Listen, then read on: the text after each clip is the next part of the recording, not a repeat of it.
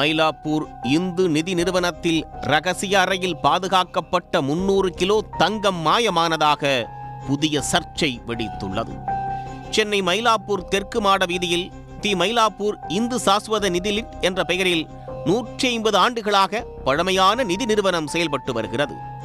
இங்கு முதலீடு செய்தால் 8 முதல் 12% வட்டி வழங்கப்படும் என்று அறிவிக்கப்பட்டது. அதன் பேரில் தமிழ்நாடு முழுவதிலுமிருந்து 5000த்திற்கும் மேற்பட்டவர்கள் அங்கு முதலீடு செய்தனர். அதன் மதிப்பு 525 கோடி ரூபாய்க்கு மேல் இருக்கலாம் என்று கூறப்படுகிறது. இந்நிலையில் கடந்த ஓராண்டாக முதலீட்டாளர்களுக்கு பணத்தை திருப்பிக் கொடுக்கவில்லை என குற்றச்சாட்டு எழுந்தது.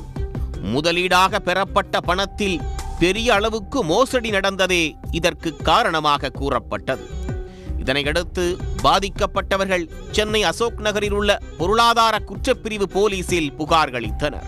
அதன் பேரில் நிதி நிறுவனத்தின் தற்போதைய நிர்வாக இயக்குனர் தேவநாதன் உள்ளிட்டவர்கள் மீது மோசடி வழக்கு பதிவு செய்து போலீசார் தேடி வந்தனர்.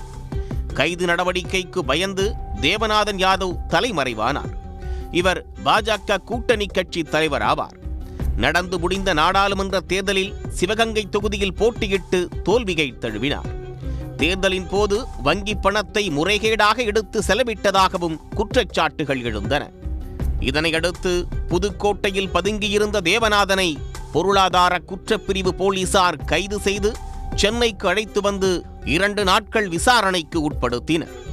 அப்போது அவரிடம் நிதி நிறுவனத்தின் 525 கோடி ரூபாய் நிரந்தர வைப்பு நிதி மோசடி தவிர 300 கிலோ தங்கம் மாயமானது குறித்தும் விசாரிக்கப்பட்டதாக போலீசார் தெரிவித்துள்ளனர். மயிலாப்பூர் இந்து நிதி நிறுவனத்தின் நிர்வாக இயக்குநராக தேவநாதன் யாதவ் பொறுப்பேற்கும் முன்பு அங்கு நிர்வாகத்தில் இருந்த பலரும் முதலீட்டாளர்கள் நலனை கருத்தில் கொண்டே செயல்பட்டு வந்துள்ளனர். முதலீட்டாளர்கள் நிரந்தர வைப்பு நிதியாக செலுத்தும் தொகையை தங்கத்தில் முதலீடு செய்துள்ளனர்.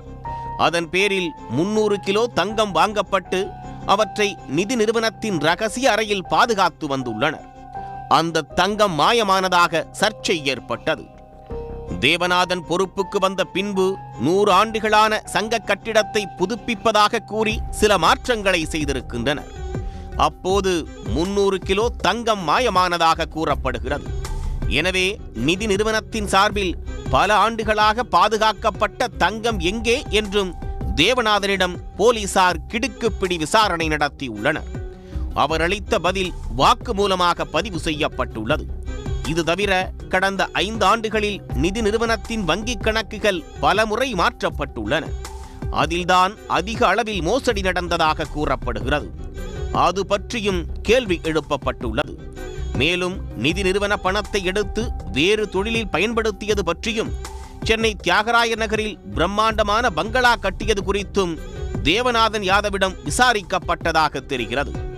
இதன் பின் தேவநாதன் மற்றும் இதே வழக்கில் கைது செய்யப்பட்ட குணசீலன், மகிமைநாதன் ஆகியோர் நிதி நிறுவன மோசடி வழக்குகளுக்கான சிறப்பு நீதிமன்றத்தில் நேற்று ஆஜர்படுத்தி சிறையில் அடைக்கப்பட்டனர்.